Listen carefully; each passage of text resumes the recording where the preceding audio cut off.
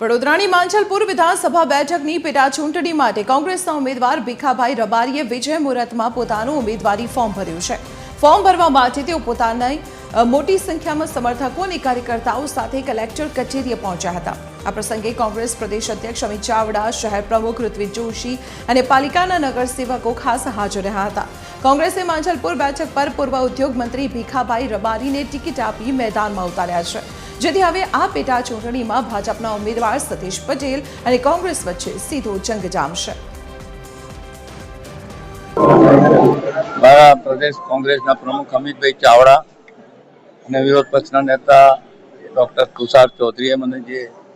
30 વર્ષ પછી જે તક આપી છે, ઉમેદવાર તરીકે પસંદ કર્યો છે, એટલે એમનો હું આભાર માનું છું। એટલે તક મળી છે ત્યારે હું જે તે વખતે પણ એ સમયની અંદર કે આ વિધાનસભાના 2 ભાગ હતા, એમાંથી ટુકડા થઈને આ વિધાનસભા બની છે, પણ એ એરિયાની અંદર હું 2 ટર્મ કોર્પોરેટર હતો, ધારાસભ્ય હતો, મિનિસ્ટર હતો, બરોડા ડેરીમાં ડાયરેક્ટર હતો। યોગેશભાઈ પટેલે વર્ષો સુધી આ વિધાનસભામાં કામ કર્યું અને અચાનક એમના અવસાનથી ખાલી પડેલી આ માંજલપુર વિધાનસભાની પેટા ચૂંટણીમાં આજે કોંગ્રેસ પાર્ટી તરફથી